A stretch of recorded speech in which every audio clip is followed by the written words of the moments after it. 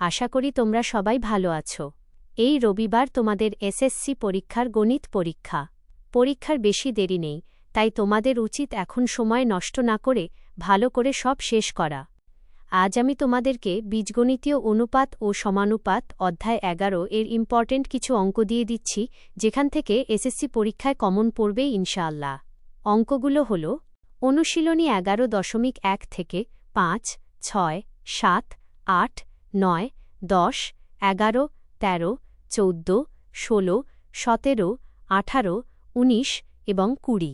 অনুশীলনী 11.2 থেকে 12, 14, 16, 17, 18, 19, 20, 21, 22, 23, 24 এবং 25। দেরি না করে এই অঙ্কগুলো দ্রুত প্র্যাকটিস করে ফেলো।